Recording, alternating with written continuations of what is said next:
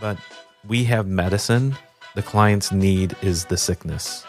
And they aren't going to say they need the medicine until they realize there's a sickness. Mm-hmm. It's that basic and simple. And if we can understand it, the only prescription's more pauses, right? Yeah.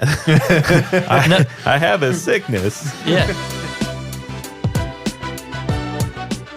Hello and welcome to episode 41 of the Life Insurance Academy podcast. I'm your host, Austin Lopes-Rivero, and I'm here with Zach McElwain and Chris Ball. The LIA podcast takes you into the conversations of top producing life insurance agents so that you can level up your business.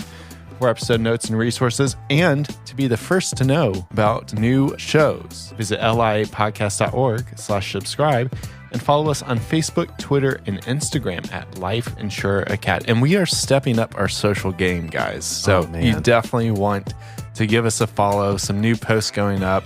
You'll get to learn a little bit about us maybe and some get to know your hosts. You'll get some tips. You'll get some quotes from previous episodes. We got a lot planned for the for the socials, as Chris would say. You're saying we're going to get on the Insta faces. This is a podcast, so there's no like faces. Oh, okay. I don't know what they're called. There's Instabook. There's InstaFace. Guys, linked what up. are we talking about in today's episode? Hopefully it's not social media, because No, we'd be in trouble. You would be talking the whole time. I think you would be talking. Yeah, actually today's episode, talk less, sell more. I like it. Yeah, and so there are these moments during the sale where, believe it or not, silence is your friend. It's a powerful tool. And I know I've talked myself out of sales. Have you ever talked yourself out of a sale? Oh, I'm sure of it. And I don't talk nearly as much as you. That is very true. What's like that first point where you could talk yourself out of a sale? Well, I think the first one is at the door. Okay. Well, and we're using, like a final expense example here. Okay. So if you are an agent who is out door knocking, and I know I've done this, where I've immediately started introducing myself and do the dances. Zach says I think there's an episode on that. But then there's these moments where there might be a little confusion on their part. Like, I already have insurance. And then all of a sudden I'm talking. I realize I'm talking about things instead of turning and going to get my materials to share with the client. I'm standing there explaining things or asking questions where I'm saying, oh yeah, well tell me what coverage you currently have. You see that a lot with agents. Yeah. And as far as talking too much at door, a lot of times it just leaves me flabbergasted. You like that word? Flabbergasted, man. Yeah. But when agents will go to the doors, and I'll hear it sometimes, that they start addressing an objection and responding to the objection when there was never an objection at the beginning. Yeah. Like they start, and this only takes a few minutes. So, it's like they didn't say that, hey, I don't have that much time, and then you're jumping in and saying, oh, it just takes a few minutes, let me get your stuff, I'll be right back. Yeah. They're saying that without even the objection. Yeah. And they just keep going, and it's building a bunch of anxiety for the client and confusion, and then the agent is trying to handle this objection that never really came, and they're just responding to it out of the blue, and they get really excited and start talking way too much, and it's just not simple, and it creates barriers, and guess what? You end up not getting into the home. Have you, I guess this is a good introduction to this. Are you the kind of person who, when they're nervous, talks? Or are you the kind of person who shuts down? And I think the talkers, like, when I know I am. I know who I am when I fall into You're that. still talking, for the record. Right. But, like, I remember the first times asking a girl out and how awkward. And, I knew this was going. Well, it's these are those moments where it's revealed, like you're going to go up and you're going to say something. Hi, I'm Chris. I'm blah, blah, blah, blah, blah, blah, blah. Do you like basketball? Do you like Transformers? Do you like all these weird things? And khaki pants and Michigan football? Yeah. And I'm overselling, talking too much. You just gotta let it sit. What about you, Austin? Do I talk too much? For sure. I feel like both can be an issue. Talking too much and too less. Yeah. So here's where the talking too less can be an issue is if there's weird eye contact as well. Oh yeah, dude, I know exactly what you're talking about. Like if you're like, what if you leaving it to, if you're leaving the silence, but then you're keeping eye contact, or like in your example of being at the door, where like you're like, okay, I'm just gonna go get my stuff, but you're still looking at. Yeah, and I think a lot of that, and that's why we implement this door knock dance, because the whole thing about being silent here is a little bit different. When we say silent, we mean stop talking, but you can continue to move, turn and go to get your stuff. Yeah. Even if you're not saying words, just like your example, Austin, you're talking about, you're still communicating. You're communicating with your body language. You're communicating with your eyes, and you're standing there. And even though you may not verbally asking for permission at the door, your body language is saying, please, can I come in? Or you're looking at him and winking twice, kind of creeping him out. Like, hey, can I still come in? And that's not working. So the idea of being silent, particularly in the door knock, is to be able to be calm, be collective, go through your door knock script, but then stop talking, stop communicating with your body language. In fact, start turning away and going to get your stuff. That is going to be the single most important movement in your entire door knock. Even more important than what you're saying is being able to stop talking, stop addressing objections, body language, and turn and go get your stuff. Perfect. Awesome. What's the next spot? Well, and this is great. That is exactly what it is. And where does it begin? It begins there.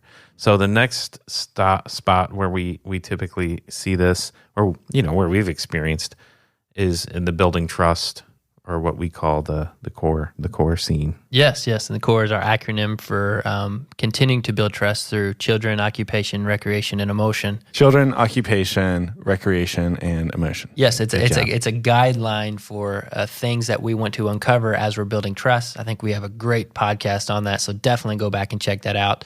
Insert right here the podcast number 5. Perfect. And it's going to be like a robot voice. 42. That's great.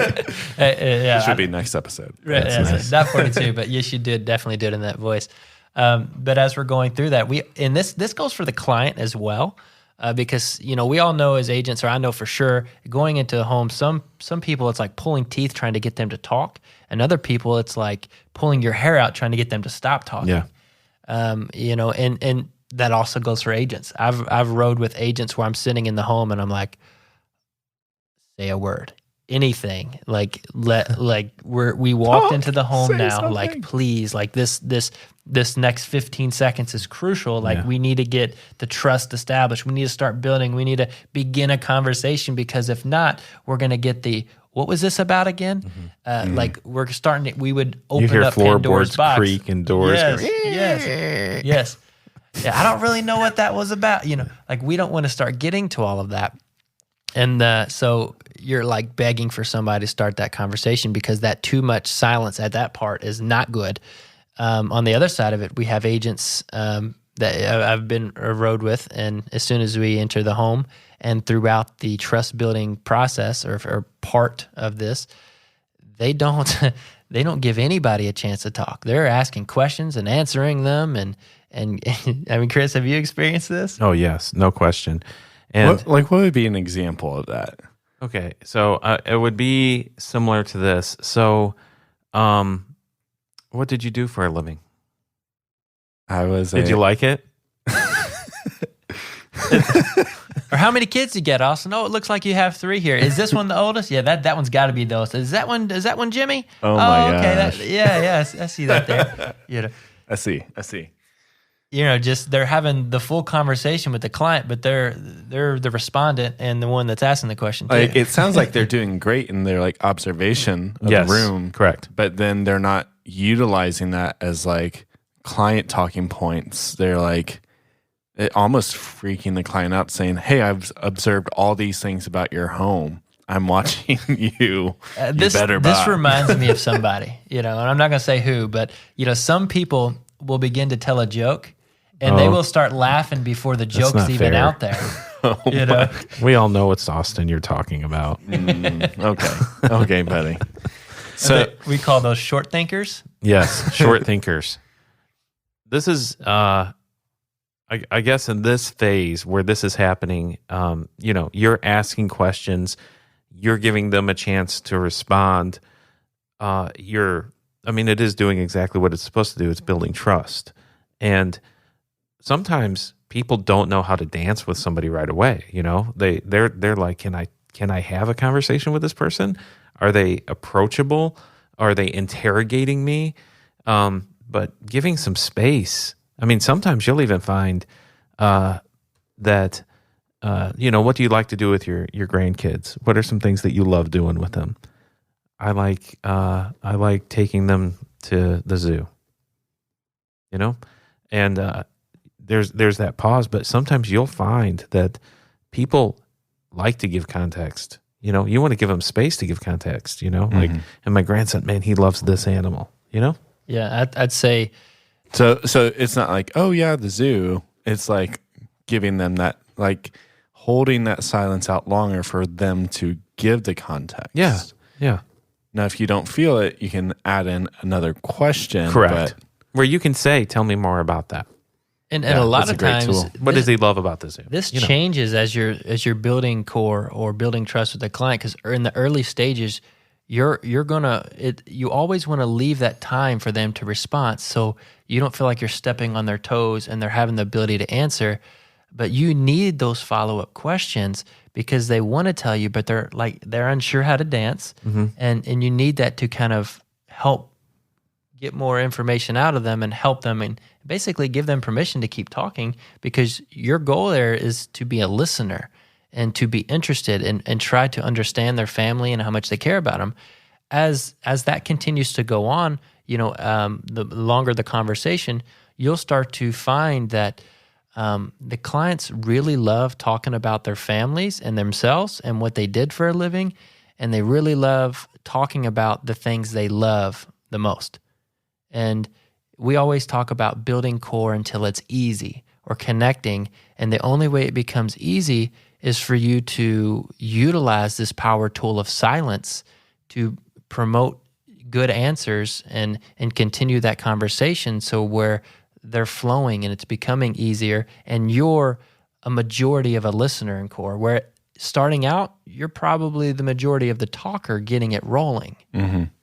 I actually saw a recent poll that talked about business-to-business conversations.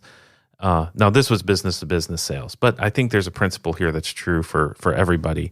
And in this poll, talked to thousands of salespeople, and they saw that the top producers spent 57% of their presentation time listening to their clients. 57% of their presentation time. Yeah. Wow. And I think a lot of agents, when they hear presentation, they're thinking, I'm doing the talking. The poor producers, what they found from poor producers, 35% of their time was listening. Yeah. So it flips a little bit. 65% of the time, they're like talking. Yeah. That would be exhausting. To have someone come to your home and then be talked at, like, of course they're not buying. Yeah. And I sometimes when I talk to agents, I tell them I wouldn't do that job. I wouldn't be interested in doing that. That sounds exhausting. I wouldn't do the same thing that you're like, as far as work, I'm just not interested. Well, if you're doing more talking, then the client feels like they're being told what to do, rather than if you're doing more listening, the client feels like, oh, he's helping me do what I want to do. Like, you become the advisor, the partner, not the like pushy salesman. Yeah, and that is what this tool does. It's a transfer of ownership, right? Mm-hmm. So even in this question phase, we'll say building trust, but there's other areas where you ask questions. But in the building trust, it's kind of the can opener to getting the to the relationship. You've got a can of relationship, and you need the trust, the silence can opener to pry it open. But there are these other moments where questions are asked. I'll give you a perfect example of this. In our presentation, we have an education piece, and we have a section where we will educate clients on term insurance. And I've heard agents say something like this. Do you know much about term insurance? Well, let me tell you. Yeah, they don't even give them the pause to answer. Right. Because the great thing about that moment is it's establishing them as the guide in some of the books that we've read. It's establishing the agent as the expert. And when you ask the proper question and leave the silence, it establishes the client as the person in need. Yeah. That's what it does. And you've seen this with people who are convinced they know everything about insurance, right? Yeah. Can you give an example of that? It's more of a defense mechanism. You're talking about as far as the clients go, right? Yeah, where you see that work well as far as the pause and the silence. And that was something I struggled with early on, just trying to figure this thing out and trying to understand. And I want to establish myself as the expert. And how do I get them to see me as an expert? Because I don't have a beard of experience on my face. I'm a little bit younger, and I'm going into homes talking about final expenses. How are they going to respect me doing that? Like, I need to look like Chris Ball, and he has all that to work with. You know what I'm saying? Waving I don't at his have face. that. So, yes. One thing that I've learned over the years was to be able to incorporate them, give them time to speak, give them the credibility, give them the respect, so then I can demand it when it comes to this. So the trick to that, Chris, is the magic is, and it makes so much sense when you read that poll to me, because my presentation early on as a brand new agent was maybe 1/3 of it, them talking or, me listening. Yeah. And now it is that 2/3 because I'm trying to engage it, and it's only about them. It's never about me. And particularly to that part, my goal is to ask as many questions as I can throughout the presentations, which means I'm pausing multiple times on each page to listen to answers, which is the difference from me going and just keep going. In that particular part, Chris, when you on the education page, the only way I'm going to get that respect and credibility is when we're building trust and we're talking about their occupation, if I have the pauses and listen there. And to make that make sense is, if they were a carpenter for years, I want to listen. I want to be engaged. Tell me more about that. Wow, that was, must have been hard working all those hours to provide for your family. Make them the expert at what they did. You give all that up first, earlier.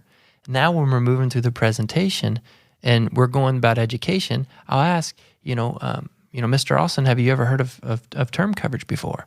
He'll say yes or no. Most people say yes because they kind of want to show off that their knowledge. Nobody wants to admit they don't know anything. Or it's a defense of like, hey, I know, so you're not going to take advantage of me. You're not going to sell me, correct, right? But then that follow-up is, that's great. Tell me what you know about it. And I'm doing it in such a nice, gentle way. And the fact that I made him the expert at being a carpenter earlier in the trust building phase, he's now going to say, oh, is that the one that builds the cash value? Now he's asking me, or he's saying, well, I just heard of it. I don't really know about how it works. I say, okay, well, let me walk through this with you. And now I become the educator, and I receive all the credibility there because in a nice way, because I ask the questions, because I pause to responses, I now have the credibility to be the expert and permission to teach them on this topic, which before they thought, or they had this front up that they knew exactly what it was. Because you listened to them, they felt respected, and now they're going to listen to you. Exactly. Yeah. And so silence in this point is really a show of respect. It's a show of respect. So we're being silent after the door knock dance. We're being silent after we ask a question, during core and during building trust. And then where's that next silence point? Well, this starts to get more and more important as we continue to go. I would say, and this is going off my head, so correct me if I'm wrong, Chris, but the next little bit of silence is going to be generating emotions. And this could be from talking about a family member that's passed. This could be, trying to help them realize what the full need is and not what just the on the surface apparent need is.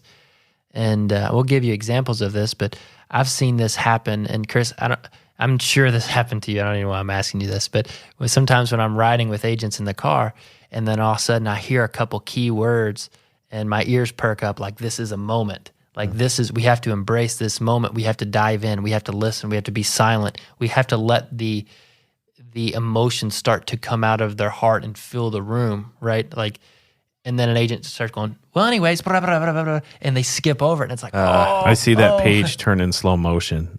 That they're moving on beyond it. Yeah, I'm like diving across. Slow down, Sean.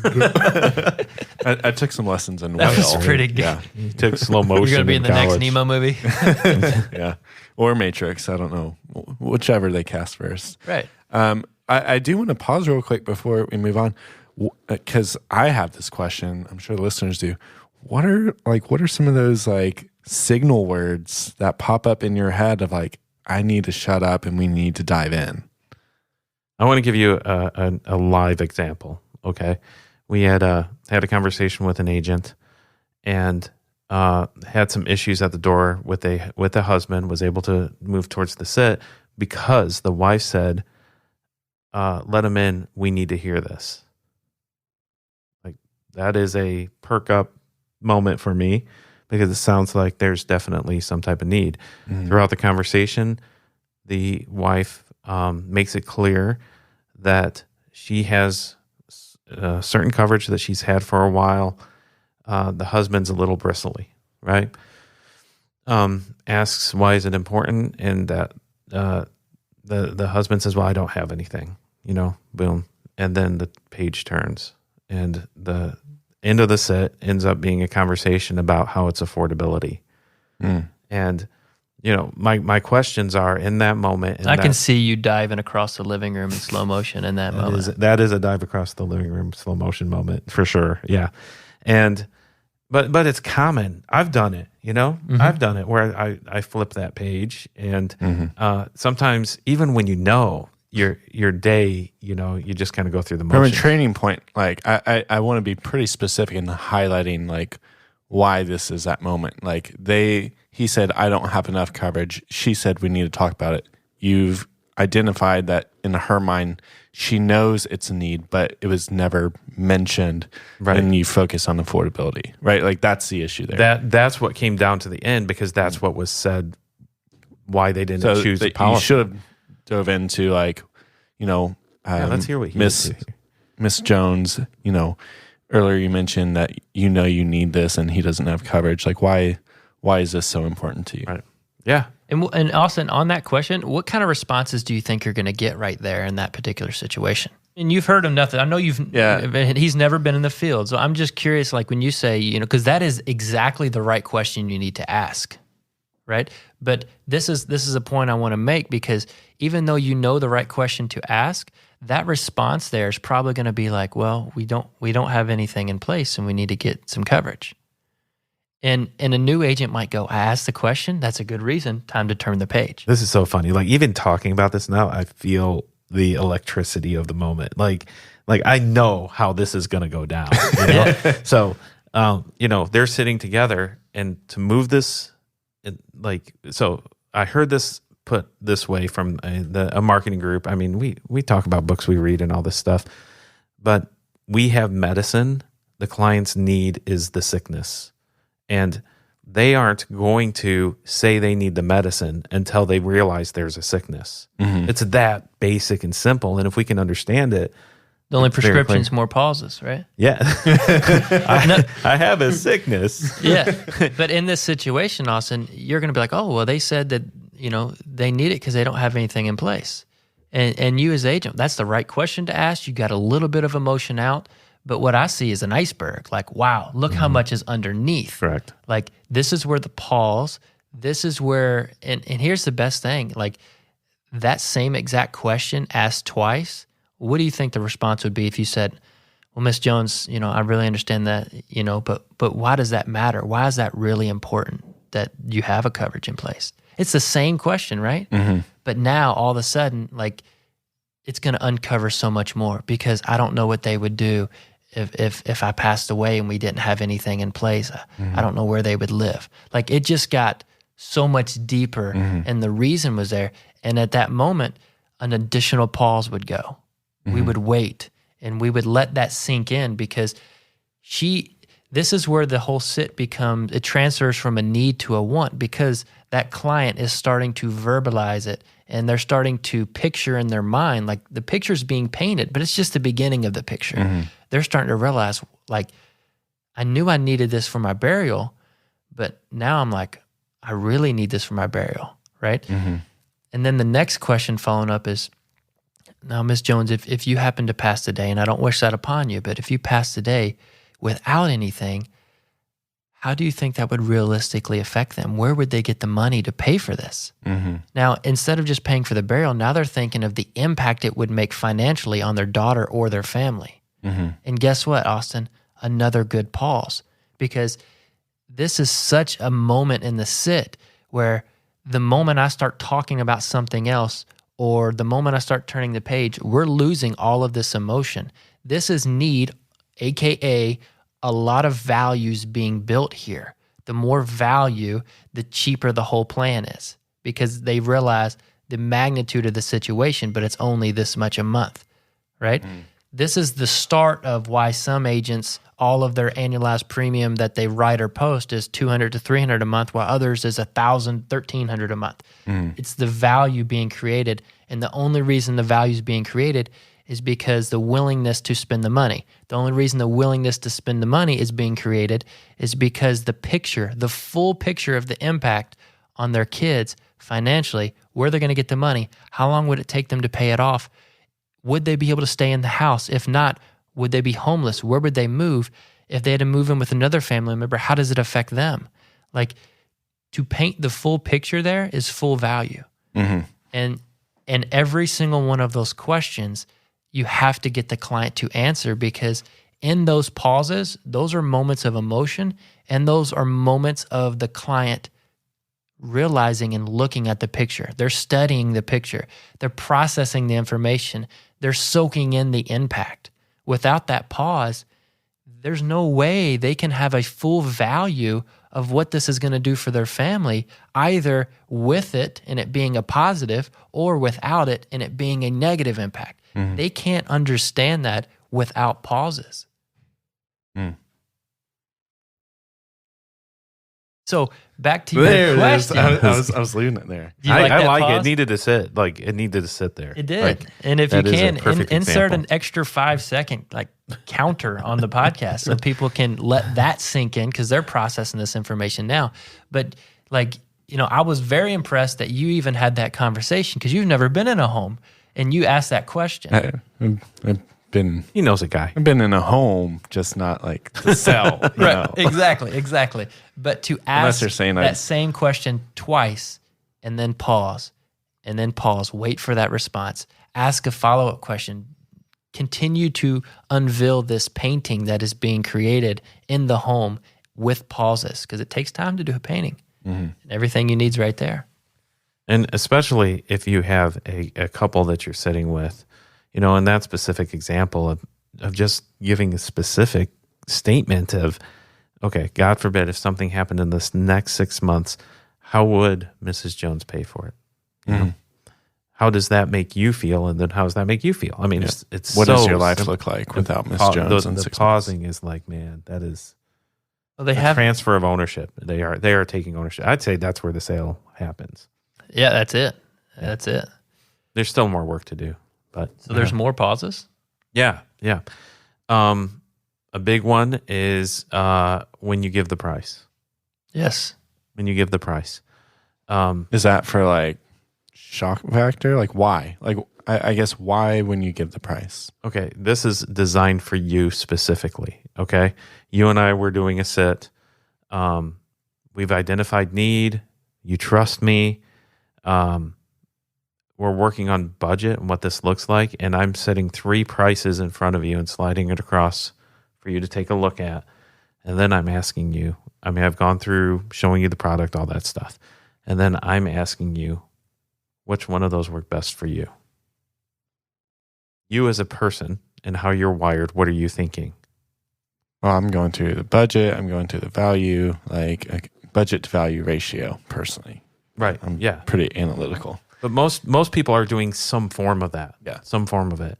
And if you short circuit it, you're cutting the wires basically, and you're jumping in because you're uncomfortable. A lot of agents jump in because they're uncomfortable with that pause, and they're saying, okay, from what we talked about, I think this, and I'm leaning over and pointing, like this one was going to work best for you. And then the client feels like they're being forced into something. Correct. They didn't own it. They didn't say, I've worked through the numbers in my head.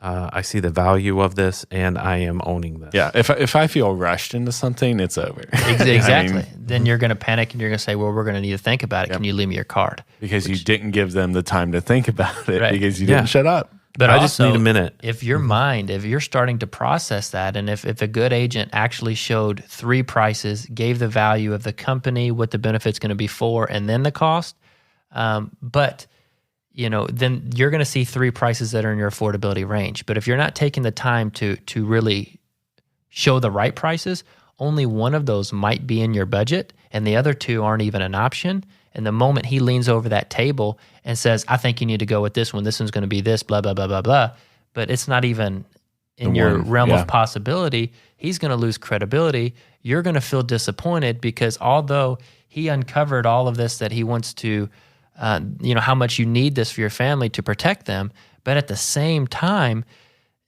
now you feel disappointed that you're not going to be able to afford to take care of your family and the ones you love. So you feel defeated. You feel, less of a father, less of a parent, and now you can't afford it. You're just going to want to forget it all. Mm-hmm. And it doesn't end up lining out good. But another thing that you may have not noticed he said is when he's going through and he's building the value of the carrier that you're going to qualify for, and he's talking about what this benefit's going to do and how it's going to impact your family and who it's going to be for, and then he shows you the prices and he hands it over, he says, which one of these is going to be the most comfortable for you? He's not saying, do you want to buy one of these or not? He's assuming we're already moving forward because of all the closing techniques, all the pauses, the emotion, and it's just simple. It's this one, or that one. It's one of them. Right. But you need time to process and think. And this is Zach and I mean, everybody's got their way. Like we have a system and how we do things. But we talked about that a few episodes ago. Yeah. So as far as the pause on the close, this is my process on this, is I hand them those numbers and I'll say, I'll need you to hold on to this for a second. And then I'm pulling out an application and filling out the application with their specific information. And as I'm doing that, that's my silence. Like I'm watching them and their body language is telling me how they're processing the information. So it is a tool. Like it shows you where you are, and it allows them to take the ownership of it. I got a question for you, Chris. In your opinion, do you think that there can be like a too long of a pause? At which point? Particularly in this closing spot right here. I think you and I have different philosophies on that. I don't. I so don't. 15 minutes. I've sat really long and waited for a response. You're just like, I can make this out. Yeah, I typically wait. He has a Snickers in his because bag. I'm ready for the response, but I gave them the respect of going through their process. Now let me ask you this: what if this is live, man? This is happening right now. What if you see them physically sit the paper down to the side, and you're going to wait another 10 minutes? Well, I ask for an answer. So let me clarify. I'll say, I need you to look at this for a moment. And then I reach in my bag and I start pulling out the application. I let them look at it and I give them that pause. And while they're looking at it, I start asking them questions about the application. I filled out the application and then I'll say, okay, which one of these is the most comfortable for you? That's when I ask that question and then I wait. And I'll wait as long as I need to. So they're picking up the paper, they're looking at it, they're analyzing it, you're finishing the application, and you're ready to come back for that. But let's say they just put the paper to the side and they're not, it appears that they're not processing this anymore. Yeah. I guess if I have to ask a follow-up question, I mean, if there's a lack of engagement, I may ask them, so what do you think, which one works best? Like I may follow up with them on that to see where they're at. I'm just being difficult. Here's another one. What if you hand them that sheet and you start to fill out the app and they look at it for about 2 seconds and then put it down? I hand it back to them. Seems that you dropped this, sir. Please let me help you. I need you to take a look at this, and I give it back to them. I mean, this is what I do. That's my process. Yeah, and the cool thing I is want to keep them engaged. No matter what you do, you're valuing the pause. No matter if they put it down quick or if they appear to look at it forever. Yeah. No matter what, you're making sure that pause is there. Yeah. Do you ever not do a pause? No, there's always a pause. Did you ever when you first started in the business? No, yeah, absolutely. No, I needed to pause. Part of it is because I need to process. I need as much information as possible. I just know this about myself. And the more moments where I can read people, like body language and their tone and what they're saying, the better. Like, it's a better win for me. And if I can see a hint of where this is headed, I'll take it every time. So that was actually something that I incorporated into my process. Like, because before I would just hand to him, say, hey, which one works, which one's the most comfortable? And then I thought, man, I wouldn't make a decision that way. I just wouldn't. I need that. I need this perception of a moment to think. I need that. Yeah, I get that too. I'm definitely a processor, and so I would need that moment as well.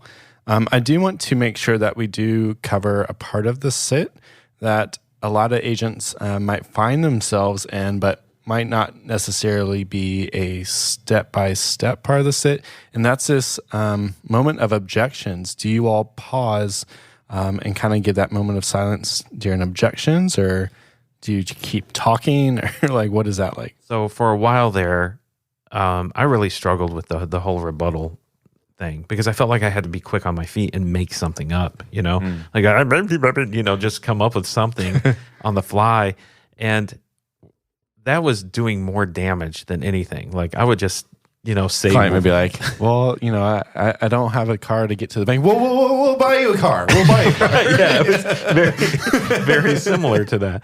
So the thing I started to do was I would put my head down and nod. And I know that sounds weird, but it worked for me. I would put my head down and nod and work through this process of acknowledging, addressing, and assuming. Mm-hmm. And so I had the tool, like somebody had taught me the tool, but I just needed a minute to gather myself. And all it did was show like I was listening to them. It communicated that I was listening. And when I say I would put my head down and nod, it wasn't like a full minute. It wasn't a full minute. It was maybe 3 seconds, or 2 seconds. It was literally just a pause. And it showed that I think it communicates that I'm engaged, I care. So if the client was like, I just really, need to talk to my daughter about this. She works with my finances. Mr. Smith, I totally understand. I hear that from a lot of folks. But you and I both know as parents that we're the ones who take care of our kids.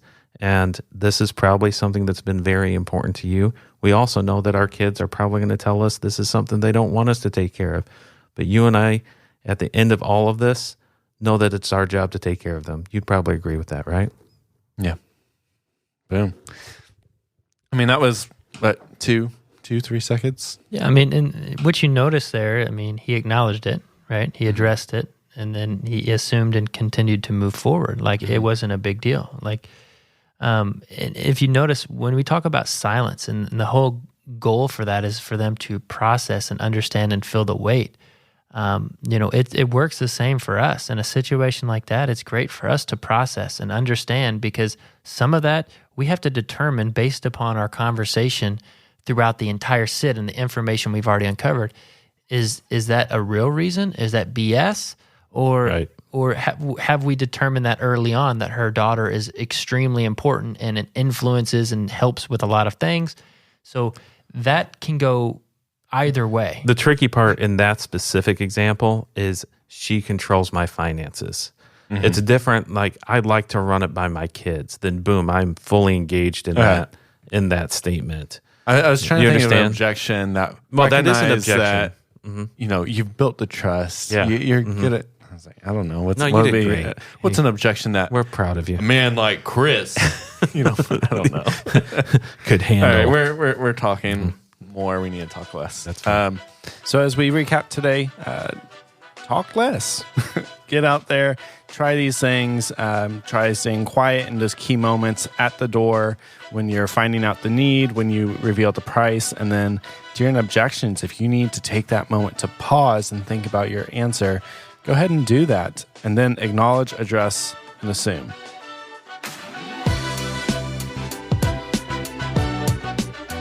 Well, that's a wrap for today's episode.